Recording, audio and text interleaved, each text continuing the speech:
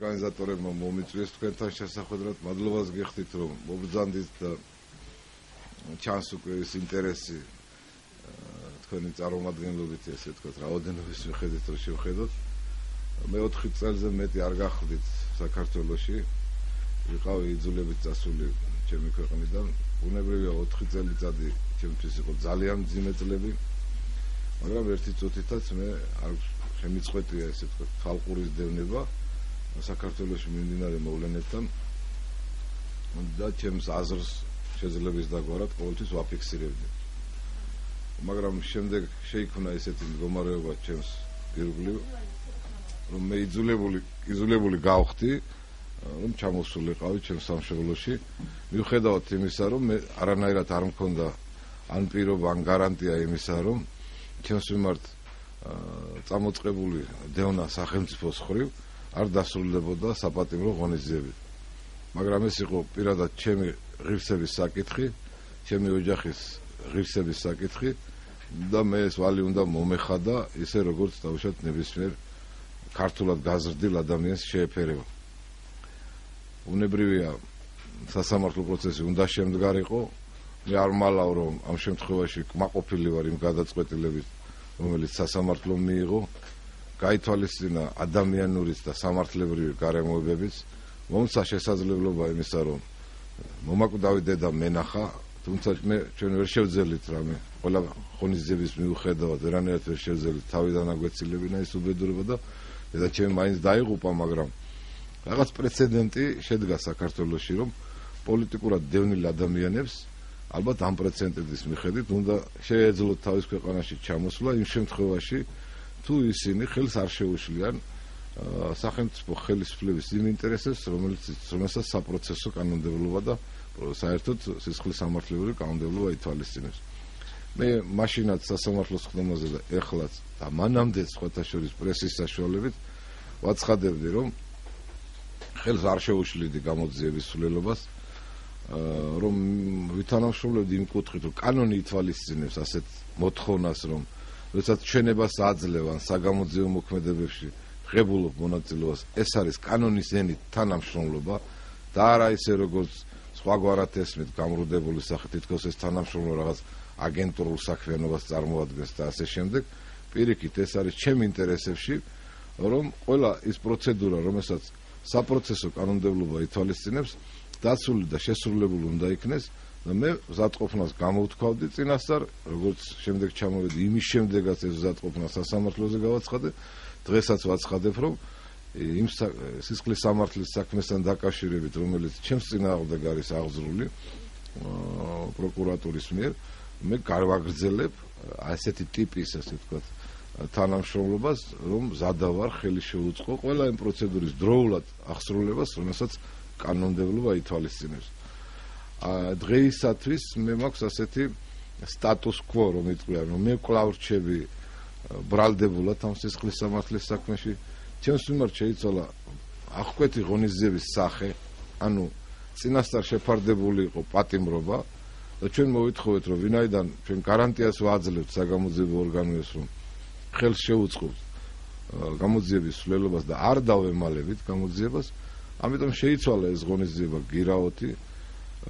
რაც შეეხება გირაოს თანხას 50,000 ლარი, რომელიც დაგვაკისრა ჩვენ სასამართლომ, ამის სანაცვლოდ მე საჩხერეში არსებული ჩემი ძმის სახელზე რეგისტრირებული მშობლების ქონება ჩავდევი ამ თანხის სანაცვლოდ გირაოში და ამ სახით იქნება ალბათ უზრუნველყოფილი სასამართლოს გადაწყვეტილება. გარდა ამისა, ალბათ თქვენ მოგეხსენებათ, რომ მე არ ცხოვრობდი 3 წელზე მეტი საქართველოში, რაც არ მაძლევს იმის საშუალებას, რომ მივიღო მონაწილეობა პოლიტიკურ პროცესში რომელიმე სუბიექტის სახით. ერთადერთი უფლება კონსტიტუციური, რომელიც მე მრჩება, მხოლოდ აქტიური უფლება, ანუ ხმის მიცემის უფლება მრჩება, მაგრამ პასიური უფლება, რომ თვითონ ვიყარო კენჭი და ან გავხდე ან პარტიული ან მაჟორიტარული სუბიექტი, დღეს მოქმედი კანონმდებლობა მე არ მაძლევს ამის საშუალებას, მანამდე ვიდრე ეს სამართლებრივი პროცედურები არ დასრულდება და მე მხედველობაში მაქვს ის, რომ თუ დასრულდება ისე რომ წარმოება შეჩერდება, შეწყდება, ასეთ შემთხვევაში მე უნდა მივმართო სასამართლო ან ცენტრალურ საარჩევნო კომისიას, სასამართლო ორგანოებს ან ცენტრალურ საარჩევნო კომისიას და მოვითხოვო, რომ ვინაიდან ჩემი ნებით არ ვიყავი გასული ქვეყნიდან და ჩემი ნებით არ დამიტოვებია ქვეყანა, ამიტომ ის 3 წელი, რომელსაც ითვალისწინებს კანონი, როგორც აუცილებელია, ასე ვთქვათ, ცენზი არჩევნებში მონაწილეობისათვის, ჩამეთვალოს საპატიო და ასეთ შემთხვევაში თუ ნებას დამრთავს რომელიმე სახელმწიფო ორგანო, ან მეხედველობაში მაქვს ამ შემთხვევაში სასამართლო, ან ცენტრალური საარჩევნო კომისია, ასეთ შემთხვევაში მე უნებრივია მივიღებ გადაწყვეტილებას არჩევნებში მონაწილეობის თაობაზე. მანამდე მე იურიდიულად არ გამაჩნია ასეთი უფლება და ამდენად ვიდრე ეს პროცედურები არ იქნება დასრულებული, ვერანაირად ვერ ვიქნები მზად იმისათვის, რომ კითხვა გავცე, მივიღებ თუ არა არჩევნებში მონაწილეობას, რა ფორმით მივიღებ, რომელ პარტიასთან ვითანამშრომლებ და ასე შემდეგ. ეხლა პოლიტიკური პროცესი არ არის ჩემთვის ახალი, მოგეხსენებათ, რაც კი საქართველოს დამოუკიდებლობა არსებობს და მანამდეც ეროვნულ მოძრაობაშიც აქტიურ მონაწილეობას ვღებულობდი, მე არ გამომიტოვებია არც ერთი საარჩევნო პერიოდი. ყველა დონის არჩევნებში პიროვნულად ან პოლიტიკური ძალის მეშვეობით მონაწილეობას ვღებულობდი, დაგროვდა უამრავი გამოცდილება, როგორც საარჩევნო თვალსაზრისით, ისე პოლიტიკური ტექნოლოგიების თვალსაზრისით და ბუნებრივია, როდესაც ამ პროცესში ვარ წლების განმავლობაში ჩართული, ჩემთვის ნელი იქნება დღეს ვთქვა, რომ მე მოვწყდები ამ პროცედურას. ეს ჩემი ორგანული ნაწილია, დღეს პოლიტიკა, ჩემი ფსოფხედელობის ორგანული ნაწილია და ცხადია გადახედვა ამ წარსულისა და ასე ვთქვათ ახალი საქმიანობის დაწყება გამიჭირდება. უფრო ადვილი იქნება ჩემთვის თუ პოლიტიკურ პროცესში გავაგრძელებ მონაწილეობას, მაგრამ მაქვს შეზღუდვა და მე ამ შეზღუდვაზე მოგახსენებ. ბატონ ვალერი, როდესაც გავრცელდა ინფორმაცია თქვენ აპირებდით საქართველოში ჩამოსვლას, ქრისტიან-დემოკრატიულმა მოძრაობამ საკმაოდ აქტიურად გამოთქვა სურვილიო, თქვენ ჩაგიდგებოდა თავდებში და თქვენს მიმართ არ განხორციელებული იყო დევნა. აქედან გამომდინარე გაჩნდა ეჭვი, რომ შესაძლოა ვალერი გელბახიანი ვიხილოთ გიორგი თარგამაძის პარტიაში. რამდენ შეესაბამება ეს სიმართლეს და რომელიმე პოლიტიკურ ან არასამთავრობო ორგანიზაციაში თუ აპირებთ გაწევრიანებას, ეს გაწევრიანებას მე მგონი თქვენ კანონმდებლობა არ გიგზავნებთ. ნუ ამას ამ კითხვას მე ძალიან ბევრი მისვავს ისე პიროვნულად. სხვა კითხვებიც არის, რომელიც არანაირ საფუძველს არ ეყრდნობა, მე ასე ვიტყოდი. მე ძალიან ბევრმა ადამიანმა დამეჭირა მხარი და მადლობელი ვარ ყველასი.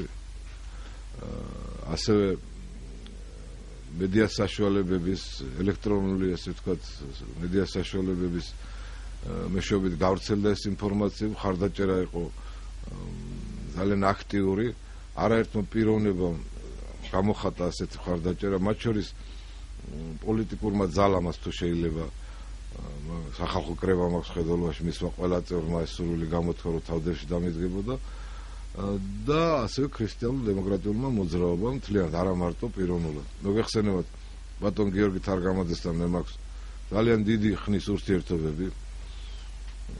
თითქმის ესე ვთქვათ საოჯახო მეგობრობის დონემდე, თითქმის კი არა ასე იყო ეს. ჩვენ მქონდა ამ ურთიერთობებში 4 წლიანი წყვეტა, მაგრამ მე ვინაიდან არ გახლდით ქვეყანაში, ამიტომ პირადი კონტაქტები მასთან არ მქონდა. ამ პერიოდში მან ჩამოაყალიბა პოლიტიკური პარტია, სხვათა შორის ეს პარტია დამიდგა მე ძალიან აქტიურად გვიჭ, მადლობელი ვარ თითოეული მათთაგანის. ვფიქრობ, რომ ეს არის სახელმწიფო, ანუ საკანონმდებლო ხელისუფლების დეპუტატთა კორპუსი და გავლენა იქონია მათმა აქტიურობამ იმ გადაწყვეტილებაზე, რა გადაწყვეტილებას სასამართლომ მიიღო და მაგრამ ეს არ ცდება პიროვნულ თანადგომის და პიროვნული ურთიერთობის ფარგლებს. არც ქრისტიან-დემოკრატიულ მოძრაობას არ უკადრებია ჩემთვის, რომ რაიმე ვალდებულება მე მაქვს მათ წინაშე და არც მე არ ვფიქრობ, რომ გარდა ადამიანური, მორალური, ადამიანური ურთიერთობისა არსებობს რაღაც პოლიტიკური ვალდებულება, რომელიც მე უნდა შევასრულო. რახან ასეთი პირობა არ ყოფილა, ბუნებრივია, მე რაღაც იძულებით მდგომარეობაში თავს არ ჩავიყენებ, რომ ეს ვალდებულება პოლიტიკურ ვალდებულებაში გადავიტანო. გარდა ამისა, მე თვითონ პიროვნულად არ მაქვს დღეს არანაირი განწყობა იმისა, რომ სანამ არ შევისწავლი საქართველოში რეალურად ურთიერთობა, შორიდან უყურებ, ეს არის ერთი, მეორეა რეალურად რა ვითარებაა, არსებობს მოგეხსენებათ კარგად, ზედაპირულის გარდა, სიბრტყის გარდა არსებობს ძალიან საინტერესო უფრო ქვედადინებები როგორია პოლიტიკაში, პოლიტიკურ პროცესში და ვიდრე არ შეისწავლის ამ ქვედადინებების ბუნებას, ხო? ასეთ შემთხვევაში შეიძლება არასწორ გზას დაადგეს, არასწორი გადაწყვეტილება მიიღოს. ეს მე ვიწვნიე ჩემ თავზე. მე ნამდვილად არ მინდა მეორედ მოვხვდე იმ გარემოებებში, რაშიც ერთხელ მოვხვდი. მიუხედავად იმისა, რომ მაშინ ძალიან დიდი ეიფორია იყო, როგორც მოსახლეობის მხრიდან მხარდაჭერის თვალსაზრისით, ისევე ჩვენ შიგნით, მაგრამ ეს იყო მხოლოდ ამ ეიფორიის შედეგად, ასე ვთქვათ, მიღებული თვითრწმენა. ჩვენ არ ვიყავით მაშინ იმ პროცესისთვის მზად, არ ვიყავით ჩამოყალიბებული და შედეგიც ალბათ ასე დასრულდა, იმიტომ რომ ეს არ იყო მზაობა, რომ ხელისუფლება შეცვალო იმისთვის, მხოლოდ ნება და სურვილი არ არის მარტო საკმარისი. ამიტომ მე ახალ გადაწყვეტილებას თუ მივიღებ ასეთ პოლიტიკურ ძალასთან გაწევრიანების, მიერთების და ასე შემდეგ, ბუნებრივია მხედველობაში მექნება სწორედ ის ჩემი გამოცდილება, რომელიც გამოც მე დავმარცხდი და სასტიკად დავმარცხდი, სხვათა შორის არა მარტო მე დავმარცხდი, ქართველი ხალხის დამარცხდა ის ადამიანები, ვინც ჩემთან ერთად იყვნენ და გვენდობოდნენ, მაგრამ კიდევ ვიმეორებ, რაღაც ანგარებითი მოტივაციით ეს მარცხი არ იყო გამოწვეული. ამიტომ მე არ მინდა, რომ ვინმეს კიდევ შევთავაზო ჩემი სახით რაღაც ახალი ნდობა, ჩემს უკან მდგომ ადამიანებს კიდევ ამ ნდობის გამო მოუტანო რაღაც ახალი დევნა და ახალი პრობლემები, ამიტომ ეს უნდა დაიწონოს კარგად და იმის მიხედვით უნდა იქნეს გადაწყვეტილება მიღებული. მე მინდა გაგიცხადოთ, რომ ჩვენ არა ვართ მარტო, მე არა ვარ ამ შემთხვევაში მარტო, მე წლების განმავლობაში ვიყავი, გახსოვთ ალბათ, აღორძინების ერთ-ერთი ლიდერი გახდა, აღმასრულებელი, ასე ვთქვათ, ფუნქცია მქონდა, აღმასრულებელი ნაწილის ამ პარტიის. მაშინდელი ის აღორძინება საქართველოში მთლიანად დაკომპლექტებული იყო და შერჩეული იყო ეს კადრები ჩემს მიერ. შემდეგ მე როცა წამოვედი აღორძინებიდან მართალია კი ვიყავი დამოუკიდებელი მაჟორიტარი დეპუტატი, მაგრამ ამავე დროს ფრაქცია გქონდა ჩვენ პარლამენტში და ყველა იმ ადამიანებთან, იმ კადრებთან გქონდა ურთიერთობები, რომლებიც აღარ მიეკუთვნებოდნენ რომელიმე პარტიას, მაგრამ ინარჩუნებდნენ ჩვენთან ურთიერთობას. ასევე როდესაც შეიქმნა ბატონი პატარკაცის საარჩევნო შტაბი, ჩვენ ძალიან ბევრ ადამიანს გავუკეთეთ მობილიზაცია და მე მინდა გითხრათ, რომ ეს არის ის რესურსი, იმ აქტივის რესურსი, რომელთანაც მე შემდგომში მექნება რა თქმა უნდა ურთიერთობები. ამიტომ მე ამ ადამიანებს ვერ უბიძგებ ახალი შეცდომისაკენ, ან ახალი პრობლემების, ესე ვთქვათ, წარმოქმნისაკენ, თუ გადაწყვეტილებას მივიღებთ, რა თქმა უნდა მივიღებთ ისეც, რომელსაც ექნება მეტნაკლებად მომგებიანი პოზიცია და ამდენად ამ პასუხისმგებლობას თუ პირადად მე ავიღებ, ეს მომენტი იქნება გათვალისწინებული. ამიტომ ამ ეტაპზე მე რომელიმე პოლიტიკურ პარტიასთან გაერთიანებას და გაწევრიანებას არ ვაპირებ. მე თქვენთან პირველად გავაცხადებ ახლა, რომ გავწევრიანდები ალბათ დღეიდან ან ხვალიდან ჩემი საქართველო არის ასეთი არასამთავრობო ორგანიზაცია, რომელშიც ძირითადად არის ის აქტივი თავმოყრილი და შენარჩუნებული, რაც თავის დროზე წარმოადგენდა ბატონი პატარკაციშვილის შტაბის ძირითად ღერძს. ჩვენ აღვადგენთ კავშირი ურთიერთობებს ყველა იმ ადამიანებთან, ვისთანაც ჩვენ პოლიტიკური კავშირები გქონდა, მაგრამ ეს არასამთავრობო ორგანიზაცია არ შეასრულებს პოლიტიკურ ფუნქციას. ძირითადად ჩვენ აქცენტებს გადავიტანთ იმ აქტუალურ თემატიკაზე, რომელიც დღეს საქართველოს ჭირდება. თქვენ მოგეხსენებათ, რომ როგორც ხელისუფლება, ასევე ოპოზიციური პარტიები და მათ შორის ოპოზიციური ბლოკი აცხადებს, რომ სოფლის მეურნეობის აღორძინება არის მთავარი პრიორიტეტი. ამ მხრივ მათ შევთავაზებთ ძალიან საინტერესო კანონ პროექტებს. აგრეთვე ისეთი ტიპის, ასე ვთქვათ, წინადადებებს, რომელიც დავალიანებებს უკავშირდება, მოსახლეობის დავალიანებებს უკავშირდება. ასევე ვიმუშავებთ კონსტიტუციის პროექტზე და აგრეთვე იმ ახალ გამოწვევებზე თუ ინიციატივებზე, რომელიც ამ ქვეყნის ინტერესების აუცილებელ მოთხოვნას წარმოადგენს. თანამედროვე, ასე ვთქვათ, პირობებში, ამ პირობებში რაშიც მე ვიმყოფები, ერთადერთი უფლება რისიც მე მაქვს, ეს არის თავისუფალი მონაწილეობა არასამთავრობო ორგანიზაციაში და მე ამ უფლებას გამოვიყენებ მაქსიმალურად.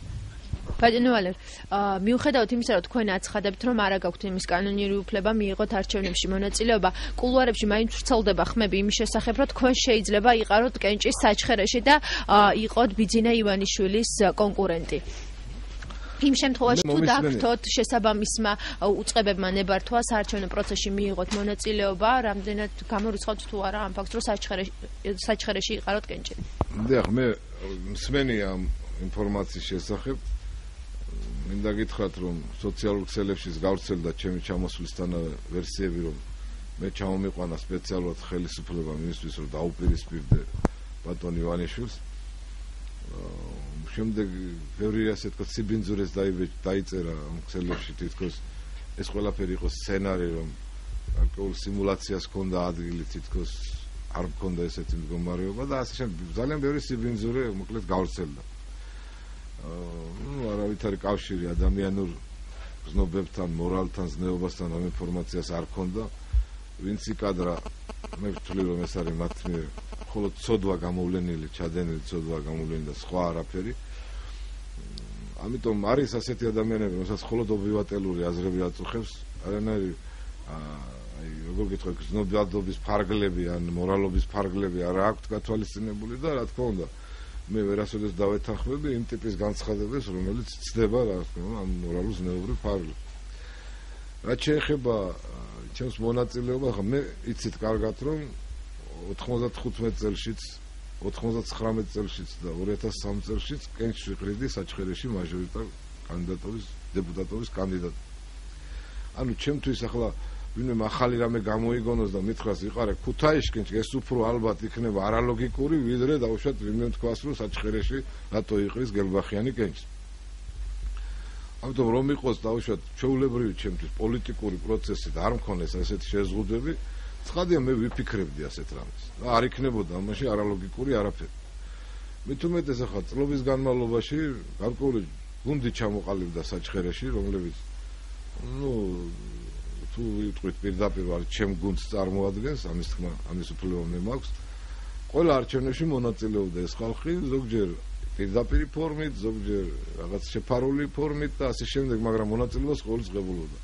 იქ მარტო ეს ჯგუფი არ არის მარტო ის, ვინც თვითმმართველობაში და უშუალოდ პასიურ უფლებას ახორციელებდა საარჩევნოს. არის აგრეთვე ისეთი გამოცდილი უკვე ჩამოყალიბებული ჯგუფი, რომლებსაც კომისიაში მუშაობის გამოცდილება აქვს, საარჩევნო ტექნოლოგიებს იცნობენ და ძალიან ესე თქვა გამოწორთობილი და მცოდნე კომპეტენტური ჯგუფი არის ამ მხრივ. ასე რომ თუ საჩხერეში ვინმე დღეს შეუძლია ხელისუფლება იქნება თუ სხვა ახალი ასე თქვა პოლიტიკური გაერთიანება, თქვას რომ მზად ყოფნაში ყავს საარჩევნო პროცესისთვის გუნდი, შეიძლება თქვა რომ ეს გუნდი მე მყავს და საჩხერეში სხვას არ ყავს. პოლიტიკური სიმპათიები ეს მაინც ხო განსაზღვრული, ანუ განსაკუთრებით შეიძლება იყაროთ კენჭი, მაგრამ ოპოზიცია თუ პოზიცია ეს არა, ჯერ არ დამისრულებია. ანუ მე ვამბობ რომ ზაობა იმისა რომ პოლიტიკური გუნდი რომელიც საჩხერეში წლების განმავლობაში ჩამოყალიბდა ჩემთან ერთად, ჩემი თანამოაზრეები არიან ისინი, არსებობს მზადყოფნაშია რომ არჩევნებში მონაწილეობა მიიღოს, მაგრამ გადაწყვეტილება იმისაკენ თუ ეს ჯგუფი დამოუკიდებლად მიიღებს მონაწილეობას თუ რომელიმე პარტიასთან ეს გადაწყვეტილება არ არის მიღებული და ვერც იქნება მიღებული, ვიდრე არ გაირკვევა ძალიან ბევრი ისეთი საკითხები, რომელიც მე მიკავშირდება პირადად. ხა, სიმპათია ასე ვთქვათ ახლა პოლიტიკა რა არის, ხო? პოლიტიკა არის არა მარტო სიმპათია, პოლიტიკა არის ინტერესები, ხო? ამ შემთხვევაში ახლა გზნობადი ემოციები პოლიტიკასთან ცოტა რიყოს შორს არის. პოლიტიკა არის ორიენტაცია, დაუშვათ პოლიტიკის პროცესში მონაწილეობა არის ორიენტაცია გამარჯვებისკენ და არა დამარცხებისკენ. თქვენ თუ ისე წარმოიდგენთ, რომ მე უნდა მივიღო საჩხერეში მონაწილეობა, მაშინ მე უნდა მქონდეს ისეთი საარჩევნო, ასე ვთქვათ, გარემო ან ველი, სადაც ღირდეს ამ პროცესში მონაწილეობა. მაგრამ როდესაც ხელისუფლება დააყენებს თავის კანდიდატს, ან სხვა პოლიტიკური ძალა დააყენებს თავის კანდიდატს, არჩევანის საშუალება თუ გაქვს, მაშინ უნდა დაიწონოს გიღირს თუ არ გიღირს მოგებაზე ორიენტაცია, გათვლები და ასე შემდეგ. მე როგორც ვიცი, მე დავიშენელია გითხრათ, რომ ხელისუფლებასთან არანაირი კავშირი არ მაქვს და ვერ ვიქნები ვერასოდეს ვერც მათ ხარდამჭერი და ვერც მათი წარმომადგენელი საარჩევნო პროცესში. მათ ეყოლება თავიანთი კანდიდატი, ბუნებრივია, და მე დაახლოებით ვიცი ვინც ეყოლებათ. ასევე ეყოლება ალბათ ეყოლება ქართულ ოცნებას თავის კანდიდატი, იმიტომ რომ ეს არის ბიძინა ივანიშვილის სამკვიდრო რაიონი, ასე ვთქვათ, მშობლიური რაიონი. და ასეთ შემთხვევაში მე გამიჭირდება პასუხისგაცემა, იმიტომ რომ უფრო ტრივიალურად თუ ვიტყვი და დინოზავრების მომიწავა ამ ქალაქში, ამ რაიონში და იქ მე არ მაქვს ის რესურსი, რომ არც ფინანსური, არც ორგანიზაციულად კიდე შეიძლება, მაგრამ მატერიალურ-ტექნიკური ბაზა და ფინანსური ხარდაჭერის გარეშე აი ამ ესე დიდ მასკარაჩ ჩემი მონაწილეობა ცოტა სასაცილოდ ალბათ გამოიყურებოდეს იქნება. თუმცა რა თქმა უნდა ჩვენ ყავს ჩვენი ელექტორატი და ამ ელექტორატზე მუდმივად ჩვენ ვართ ორიენტირებული და ბუნებრივია გვექნება მათთან ურთიერთობები რა ფორმით და ვის მიმართ იყო ასე ვთქვათ. ბატონო ვალერი, პირველ რიგში გილოცავ დაბრუნებას და ულოცავ ყველა იმ ადამიანს, ვისაც გაეხარდა რომ დაბრუნდით და ესეთი კითხვა მექნება. ხელისუფლების რამდენიმე წარმომადგენელმა ასე განაცხადა, რომ ვალერი გელბახიანი სასათბურე პირობებში ცხოვრობდა საქართველოსგან მოშორებით. მე მინდა ამაზე თქვენი პასუხი მოვისმინო და კიდევ ერთი თუ შეიძლება. შარშან, თქვენ რამდენიმე საგაზეთო ინტერვიუში განაცხადეთ, რომ აპირებდით საქართველოში დაბრუნებას, თუმცა მაშინ საუბარი არ იყო დედათქვენზე, რამდენადაც მე ვიცი. ეხლა შეასრულა დედათქვენმა, ასე ვთქვათ, კატალიზატორის ფუნქცია, თუ უბრალოდ მაშინ სხვა საფუძველი ქონდა ამ განცხადებას და ეხლა უბრალოდ შეიცვალა თქვენი პოზიცია. მადლობთ ხარდაჭერისთვის. პირველ რიგში მინდა გითხრათ, რომ მე პირველივე დღეებიდანვე ვაცხადებდი ჩემი საქართველოსთან გაქცევის, ასე ვთქვათ, წასვლის შემთხვევიდან, დროიდან, რომ მე არ ვემალები გამოძიებას. მე შევთავაზე, რომ ის კაიფითაც შემიძლია მივცე ჩვენება საგამოძიებო ორგანოებს. ეს ახალი ტექნოლოგია იყო იმ პერიოდში და თუ ჩემი დაკითხვა უნდათ, ამის შესაძლებლობას მე ვაძლევდი საგამოძიებო ორგანოებს. მაგრამ ვინაიდან არ მიიღეს ეს ჩემი წინააღმდეგ, მე ყოველთვის რატყופნას გამოვთქვავდი, თუ იქნებოდა სურვილი ხელისუფლების მხრიდან, რომ მე ჩამოვსულიყავი ქვეყანაში და მიმეცა გამოძიებისთვის ჩვენება და მე თანამშრომლა ამ სიტყვის სამართლებრივი გაგებით გამოძიებას, მე ამ ზატყופნას არასოდეს არ მალავდი. არ ჩარშან წინ და არც იმის. პირიქით 2008 წელს, როდესაც პიტერ სემნევი იყო, თუ არ ვცდები, აქ ევროპული კომისარი და მან შექმნა არასამთავრობო სექტორისაგან წარმომადგენლობითი ჯგუფი, რომლებიც იკვლევდნენ, ვინ შეიძლება მიეკუთვნებოდა პოლიტიკური დევნილის სტატუსი. მე რა თქმა უნდა განცხადება გავაკეთე მაშინ, მიმართე მათ და მათ ეს სტატუსი მე მომწეს, მაგრამ იქაც, როდესაც სემნებთან იყო ჩემი წარმომადგენლის საუბარი, მე განვაკეთე განცხადება, გადავეცე განცხადება, რომ თუ დააყენებდა ის ხელისუფლების წინაშე ოფიციალურად ამ საკითხს, მე მზად ვიყავი ჩამოვსულიყავი საქართველოში. ანუ ეს საკითხი არ იყო არასოდეს ესე მეორე ხარისხოვანი ჩემთვის. იდგა პირველ რიგში და პირველ, ასე ვთქვათ, ხარისხში, რომ იწვია. მაგრამ დედის ფაქტორმა ითამაშა განსაკუთრებული როლი, კი არა, გადამწყვეტი როლი, იმიტომ რომ მე არ დამიტოვა სხვა არჩევანი. რაც შეეხება სასათბურო პირობებს, ვერ ვიტყვი ახლა იმას, რომ ვინმე იყო ჩემთან და ეს სასათბურო პირობები ნახა. მაგალითად, ბატონ შაშიაშვილი იყო ჩემთან ორჯერ ჩამოსული და ნახა როგორ ცხოვრობდი და რა პირობებში ცხოვრობდი. იყო აგრეთვე ლეიბორისტული პარტიის 2 თუ 3 წარმომადგენელი, გარკვეულად ერთი თვე იცხოვრეს თუ რაღაც იმ ქალაქში, სადაც მე ვიყავი და მათაც ნახეს მე როგორ ცხოვრობდი. თუ ვინმეს უნდა რომ სასათბურო პირობები მას ჰქონდეს, ღმერთმა შეუქმნა ზუსტად ისეთივე პირობები, როგორიც მე მქონდა და მაშინ დარწმუნდებიან, რომ ეს პირობები არარეალური იყო, რასაც საუბრობენ ისინი.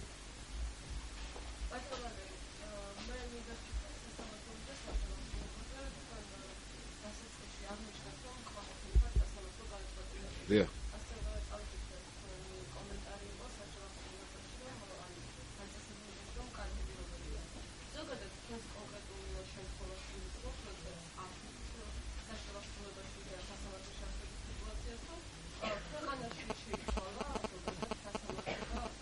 არა მე რატო განვაცხადე ეს იცით რომ მე ვიყავი 24 საათის განმავლობაში დაკავებული და რაც იქ ვნახე გულწრფელად ვთქვი ანუ ობივატელური თვალით არ შემიხედია შევხედე პოზიტიური თვალით მე გეხსენებათ რომ მე ვარ იურისტი მუშაობდი თითქმის ყველა სამართლებრივ სტრუქტურაში სახელმწიფოს სამართლებრივ სტრუქტურაში წლების განმავლობაში და ჩვენ ამოცანა ყოველთვის იყო, რომ ქვეყანას ქონოდა შესაფერისი პენიტენციალური დაწესებულება.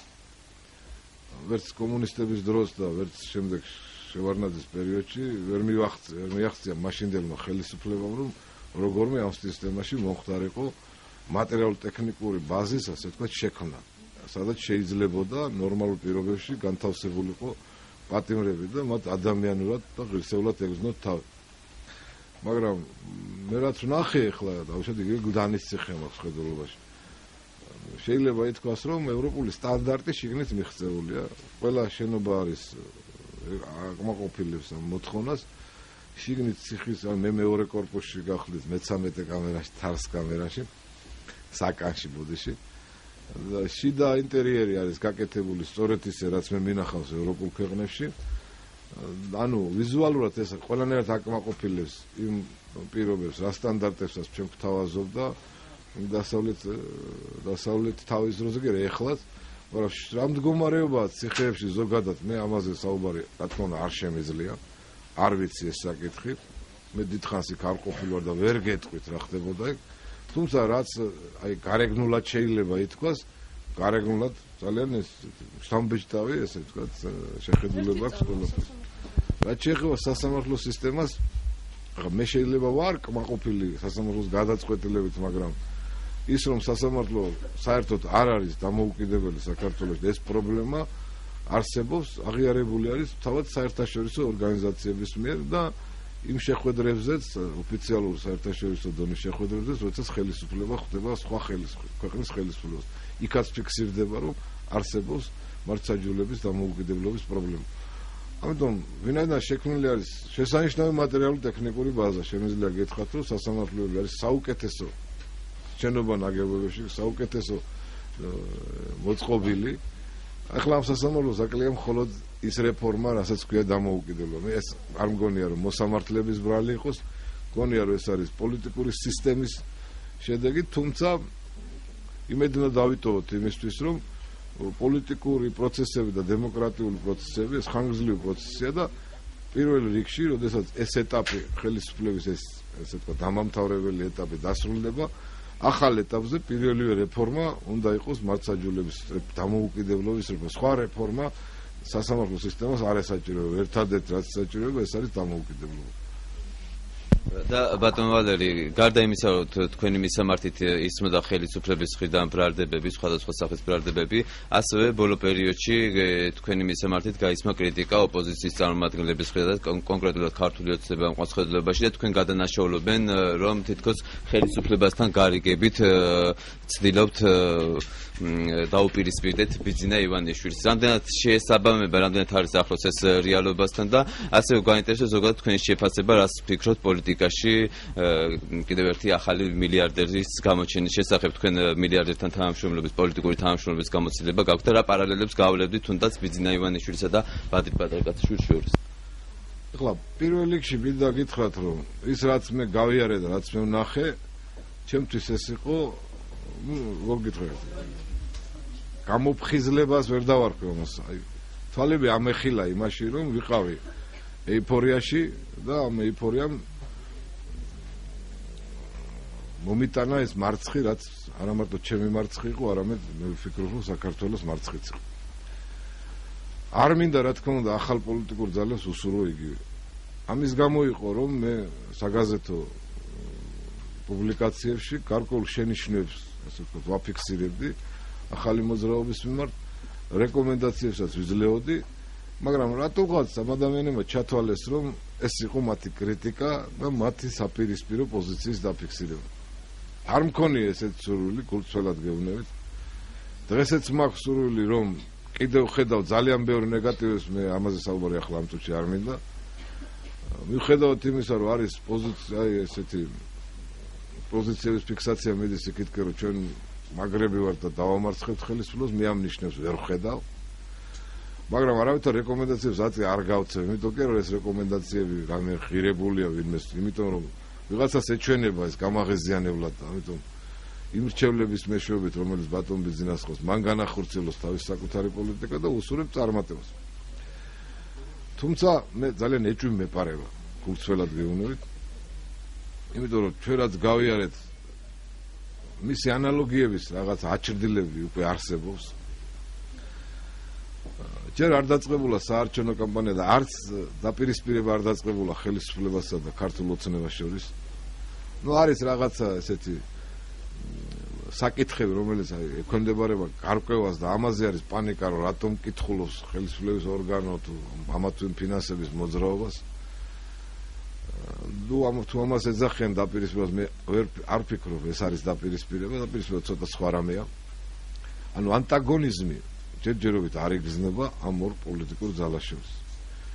თუმცა მე ახლა თავ შევიკავებ, მაგრამ თავის დროზე აუცილებლად გავაცხადებ, რომ ის ნიუანსები და უშუალოდ პოლიტიკური ტექნოლოგიების, რომელზედაც აგებს თავის პოლიტიკას ქართული ოცნება, მოქმედი ხელისუფლებისათვის არ წარმოადგენს არავითარ საფრთხეს და პირიქით ხელისუფლების მხრიდან იქნება გამოყენებული ისეთი მექანიზმები, რომელიც ძალიან დიდ პრობლემებს შეუქმნის ქართულ ოცნებას, რომ მათ თავიანთი ამოცანები თუ მიზნები განახორციელონ ნორმალურად.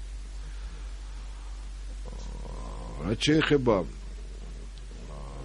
თვით ხელისუფლების დამოკიდებულება საარჩევნო პროცესების და გარემოს მიმართ, რა თქმა უნდა, ესეც ნაცნობი თემაა. ხელისუფლება დღეს, რომ ვთქვათ, ბიბლიურად ქვებს აგროვებს. არანაირ ქმედებაზე არ არის გადასული. რა თქმა უნდა, აცლის, რომ ძალიან ბევრი შეცდომები იქნას დაშვებული. მოგეხსენებათ, რომ რესურსი ფინანსური არის აუარებელი ქართული ოცნების მხრიდან ეს არც იმალება, მაგრამ ხარჯვითი ნაწილი არ არის ისე გათვლილი დაუშვათ, რომელიც კანონმდებლობის მოთხოვნებში დღეს მოქმედი თუ ახალი კანონმდებლობის პირობებში დაიმალება აქ რამე ან რაღაც ფარული გზებით მოხდება მათი რეალიზაცია. ამიტომ ყველაზე სკანდალური სახე მიეცემა ამ პროცესს, ფინანსების მოძრაობისა და ხარჯვის პროცესებს. რაში გადაიზრდება? ეს არის დამოკიდებული იმ პოლიტიკურ ნებაზე, რომელიც ქართულ ოცნებას გააჩნია. შეეხება თანამშრომლობას, მე ბევრი თანამშრომლობის ფორმა ვიცი, დაუშვათ იგივე ქართული ოცნების წევრებიდან ხელისუფლებასთან, მაგრამ არ ვთვლი, რომ ეს არ იყო საჭირო. როცა არსებობს ხელისუფლება და არსებობს ოპოზიცია, ყველა შემთხვევაში ოპოზიცია უნდა ეძებდეს გზებს ხელისუფლებასთან, რაიმე დაათმობინოს ამ თანამშრომლობას. ეს არის კონსტრუქცია და არა რადიკალიზმი. რადიკალიზმი მოაქვს ქუჩა, მოაქვს სისხლიანი პროცესები, მაგრამ ხელისუფლება ამით ძლიერდება და არ სუსტდება. ამიტომ მე ოპოზიციას არ ურჩევდი, რომ რადიკალიზმი ყოფილიყოს მათი სამოქმედო მეთოდიკა, უნდა იყოს აგებული იმაზე, რომ რაღაც მიიღოს ამ თანამშრომლობიდან, რომ შეიცვალოს ამ საარჩევნო გარემოში რაღაცა, ან მიეცეს თავისუფალი საშუალება ამ თანამშრომლობის შედეგად იმ პარტიებს, რომლებიც ამ პროცესში მონაწილეობენ და ასე შემდეგ. გახსოვთ, იყო 8-იანი, მერე იყო 6-იანი. ისინი თანამშრომლობდნენ ამ ფორმით ხელისუფლებასთან. ის 6-იანი და იმ 8-яნის დიდი წევრები დღეს არიან ბატონ ბიძინა ივანიშვილთან. ამიტომ თითის გაშვერას თავი დაანებოს ყველა. გაიხსენოს, რომ თვითონ იყვნენ ამ პროცესის მონაწილეები. მიუხედავად იმისა, რომ მე არ ვაკრიტიკებ ოპოზიციის ასეთ ფორმით თანამშრომლობას ხელისუფლებასთან, მაგრამ სხვაზე თუ იშვერენ ხელს, თავის თავს ჩახედონ სარკეში და მერე გაიშვიროს სხვისკენ ხელი. ჯერჯერობით მე ხელისუფლებასთან არ თანამშრომლობ, გარდა საგამოძიებო ნაწილისა, პროცედურული ნაწილისა, მაგრამ თუ ეს იქნება კონსტრუქციული, ვიქნები პოლიტიკაში და ეს კონსტრუქცია მოიტანს არჩევნებისთვის, პარტიებისთვის, მოქალაქეებისთვის გარკვეულ თავისუფლებას და ეს იქნება საკანონმდებლო დონეზე რეალიზებული, ცხადია, ასეთ ფორმას ყოველთვის მოაქვს ის შედეგი, რაც თავისუფალ განვითარებას უკავშირდება და რაც დემოკრატიას უკავშირდება. ერთი შეკითხვა მაქვს. იმ შემთხვევაში თუ თქვენ მოგცემენ უფლებას არჩევნებში მონაწილეობას. მამაღლა არ მესმის. არჩევნებში მონაწილეობის უფლებას თუ მოგცემენ, რომელ დღევანდელი გადასახედიდან თქვენთვის რომელი იქნება ყველაზე საუკეთესო ოპოზიციური პარტია? ანუ ვისთან ისურვებდით თანამშრომლობას მომავალში? არა, სურვილით ეხლა ძალიან ძნელია, იცით ახლა სწორად გამიგეთ რა.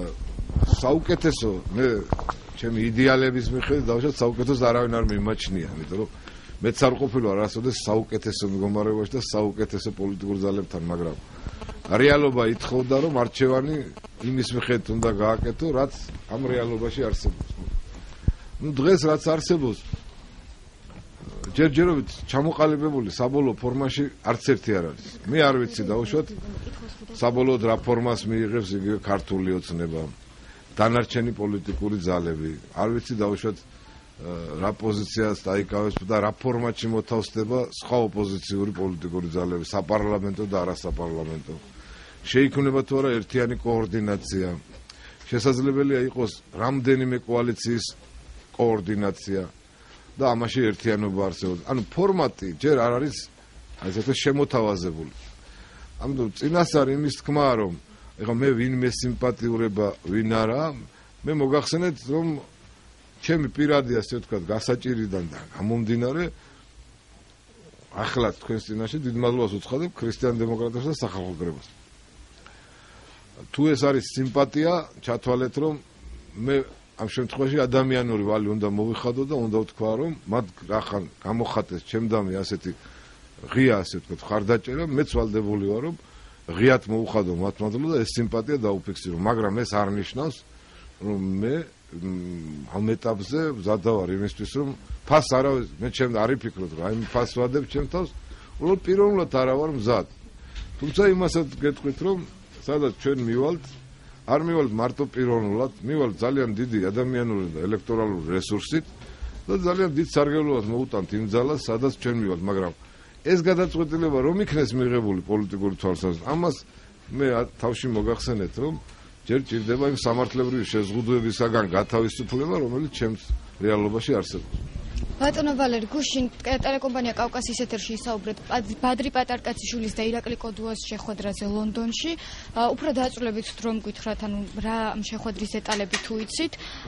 ასევე ისაუბრეთ, რომ პატარკაციშვილმა იცოდა, რომ მისი მკვლელობა იყო შეკვეთილი და აპირებდნენ მის მოკვლას ჩეჩენი ტერორისტების სახით საქართველოს სახელმწიფო.